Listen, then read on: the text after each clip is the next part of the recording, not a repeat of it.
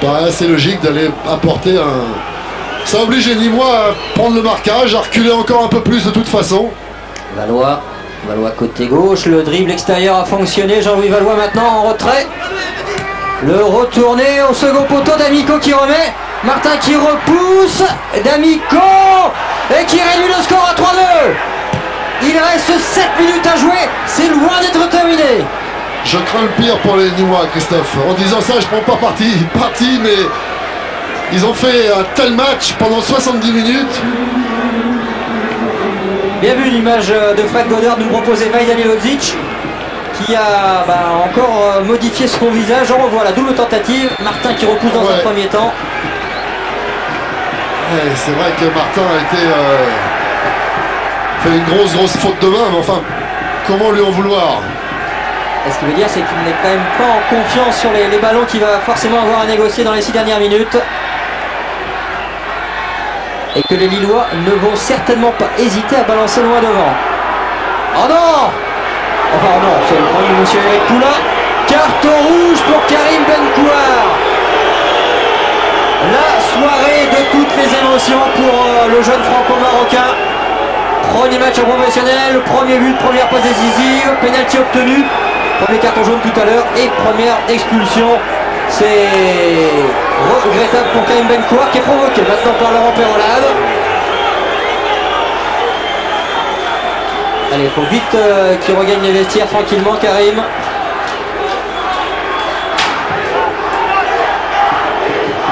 On revoit. Non, il a tendu le pied, mais il n'y a pas de contact, hein, à mon avis. Hein. Je pense qu'il n'y a strictement rien a priori pour Karim Benkouar. Absolument pas contact, c'est vrai qu'il tend la jambe pour essayer de contrer la frappe, mais il n'y a pas de contact entre son pied et le Lillois. 3-2 à 9 contre 11 maintenant. L'équipe de Nîmes va tenter de défendre cet avantage.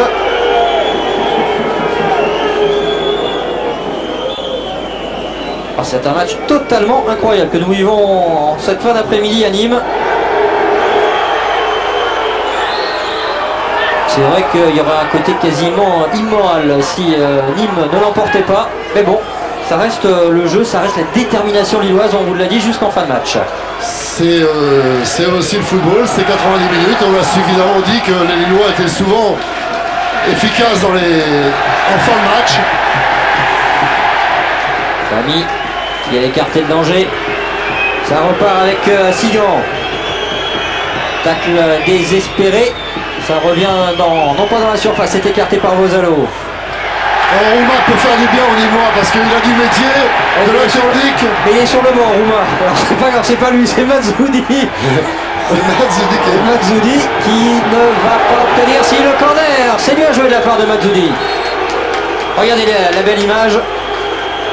Enfin la belle image. C'est le neurone qui gèle un peu. Hein. C'est vrai que Rouma est sorti, c'est Mazzoudi qui l'a remplacé. Et lui il est frais, il peut peut-être garder un peu le ballon devant. Le voici Oruma. Alain Ekakanga, décidément Fred Goddard, il aime bien attraper les gens à sortir des tunnels comme ça. On a aperçu Fabien Barthez à Monaco hier de la sorte.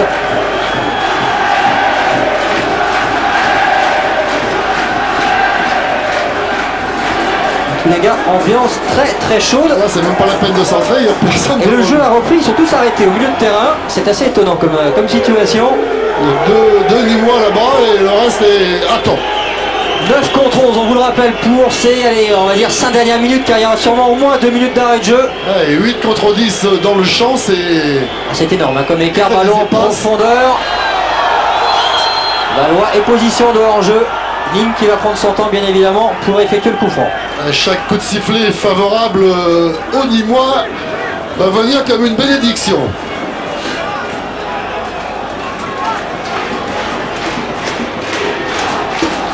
Il y a eu un 4-3 hier soir entre Niort et Le Mans. Et Niort a marqué son 4e but alors qu'il n'était plus que 10.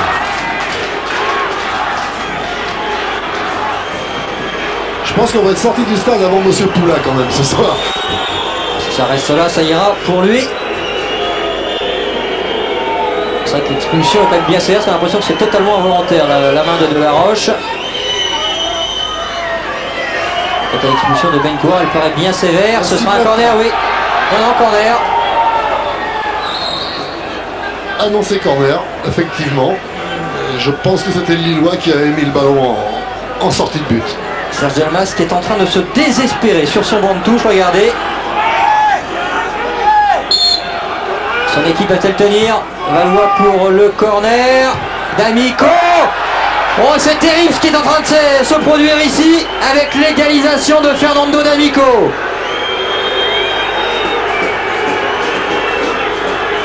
Incroyable renversement de situation. Il y avait 3-0. Et Martin est malheureux, il m'a semblé que le ballon était dévié et sur la tête de D'Amico, était dévié de sa trajectoire.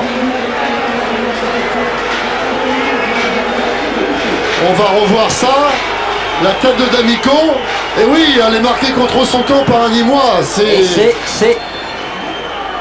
C'est le malheureux Christophe Zounia qui a marqué contre son camp. Alors que Martin était très très bien placé pour pouvoir récupérer ce ballon. Maintenant, les Lillois vont rêver qu'ils peuvent gagner ce match. Quel scénario totalement incroyable, même si finalement, eh bien, au fur et à mesure, on a senti qu'il allait se passer vraiment des choses dans cette rencontre. Zounia contre son camp. L'élément déclencheur, c'est quand même bien cette expulsion de Marc Delaroche. Ballon sur la gauche avec Perrolade. En retrait sur Valois. Et puis il n'y a plus personne devant, bien évidemment. C'est logique, il n'y a plus de point d'appui, il n'y a plus de point d'ancrage. Donc le ballon revient sans cesse. Tout le banc lillois est derrière son équipe, debout. Famille en profondeur, ballon écarté. Remis dans le paquet avec D'Amico qui va obtenir un coup franc. Je pense qu'il y a quelques supporters nîmois qui vont même pas regarder le coup franc. Car là on a l'impression que tout est capable de rentrer. L'infortuné Gérald Martin, Serge Delmas qui est en train de vivre sans doute l'une soirée les plus noires. C'est un cauchemar parce que son équipe avait été tellement flamboyante.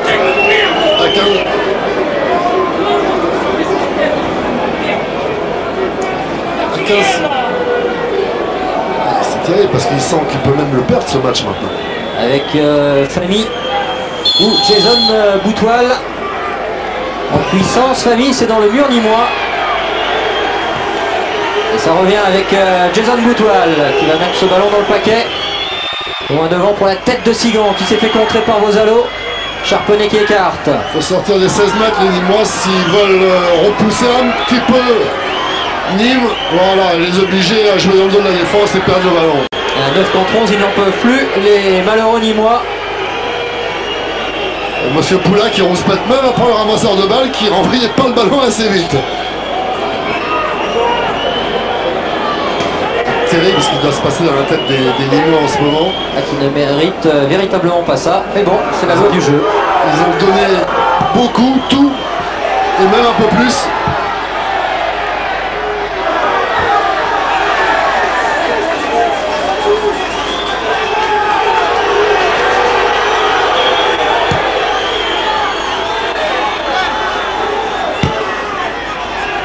Fernando D'Amico.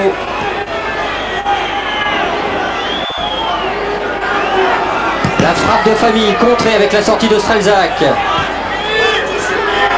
Les Lillois qui insistent et Brouard qui va pouvoir dégager. Le ballon perdu avec le retour de Fernando D'Amico qu'on voit beaucoup en cette fin de rencontre. C'est lui qui écarte sur Valois à gauche. Déjà 2 minutes au-delà du temps réglementaire. Et la frappe de Valois qui est passée au-dessus. Et ses partenaires sont pas contents de lui parce qu'ils attendaient devant la surface un ballon aérien. Est-ce que M. Poula va signifier la fin de la rencontre? C'est quasiment valeur de victoire pour l'équipe de Lille, au moins dans la tête. Mener 3-0, être nul de la sorte. C'est Eric Poula qui va en prendre pour son grade maintenant, bien évidemment. Coup de sifflet final sur ce match nul, 3 buts partout. On va surveiller la sortie de M. Poula, ça va être très chaud, en espérant que tout le monde garde son calme. Serge Delmas qui veut s'approcher. Furibar, Serge Delmas.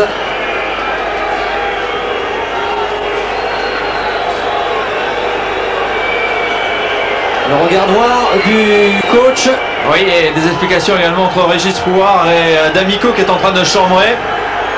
Ouais, ça c'est pas bien non plus. Parce Ouais, que, mais je peux vous dire que D'Amico, lorsque Bencourt a pris le carton jaune, le premier, il n'était pas loin aussi de, je vous l'ai déjà dit, de le chambrer et de le pousser aux fautes. Hein. Tout comme le Marocain derrière, Famille. C'est en train de s'agiter en cette fin de rencontre, juste devant les bancs. Et regardez, Fernando D'Amico qui en rajoute, et c'est le staff lillois qui commence à en vouloir à son joueur. Jean-Pierre Mottet qui vient ici. Oui, on est en train de calmer également Omar Belbé. Ça, on comprend pas trop l'attitude de D'Amico de vouloir aller comme ça, lever, même si c'est... non, faut faire preuve d'humilité. Eh, regardez, Vaïd Halilovic qui lui demande de rester les bras le long du corps.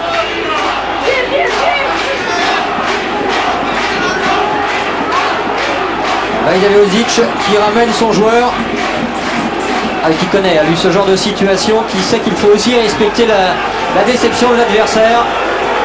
Bien sûr, ils doivent être contents de ramener ce point, les Lillois, de ne pas avoir été battus. Et Serge Almas, lui, est toujours au milieu du terrain. Et on peut comprendre l'amertume des Lillois.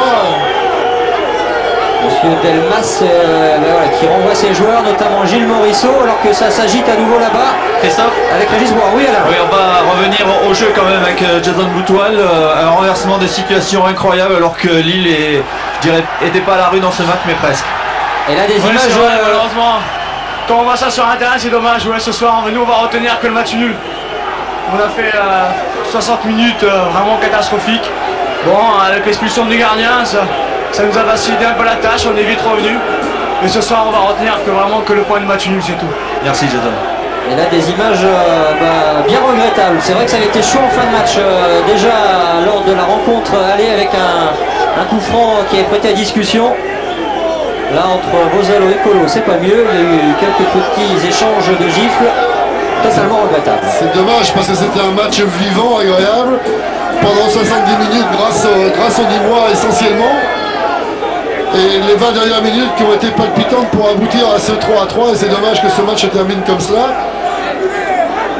On peut comprendre un peu l'amertume des Lillois de se faire chambrer après avoir tant donné au cours de ce match et de se faire chambrer par un joueur adverse. Il faut respecter les adversaires en toutes circonstances. C'est aussi ça être un grand joueur. Et si ça continue, oui, là c'est Vaïd Halilovic qui va mettre une gifle à D'Amico pour qu'il se calme.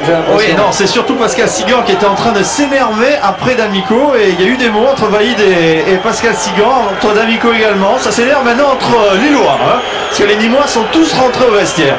Donc ça c'est aussi pour qu'il n'y ait pas de croisement dans les vestiaires. Pas tant trop quand même, les Lillois. Le retour des derniers Lillois au vestiaire. Ils vont passer devant le vestiaire Lillois. Sortie de Patrick Colo, de Pascal Sigan, d'Éric Alibert.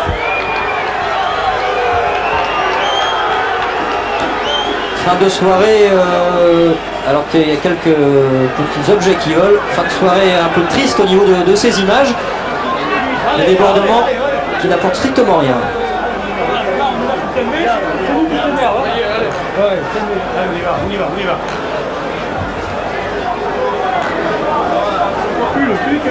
Merci, monsieur Lambert.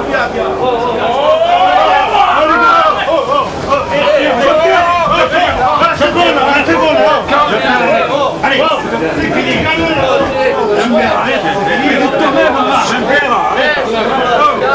Allez,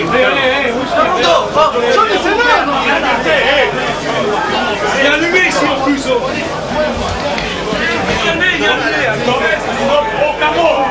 Calme, il faut savoir, ou raison, il faut savoir regarder. C'est ça l'idée que vous disiez.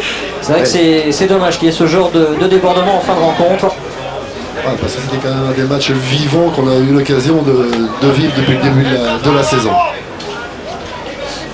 En tous les cas, il faut, Didier, souligner les 70 minutes de très très grande qualité de cette équipe de Nîmes qui a perturbé le champion d'automne avec 3 buts, avec un Karim Benkouar irrésistible pendant 70 minutes. Et puis le tournant du match a été effectivement l'expulsion de Marc Delaroche. Alors vous voyez dans les vestiaires, On est revenu à 3 buts partout et on n'est toujours pas revenu au calme. Les Nîmois qui ont certainement vont se servir de ce match comme un match référence, on le dit souvent, mais Serge Delmas va s'appuyer sur les vertus et la qualité que son équipe a montré ce soir. Le score final, il est de 3 buts partout entre Nîmes et Lille. En tous les cas, Nîmes a montré des vraies vertus de jeu. Reste que sur la fin, une décision d'arbitrage de M. Poula a fait peut-être basculer la rencontre avec l'expulsion de Marc Delaroche.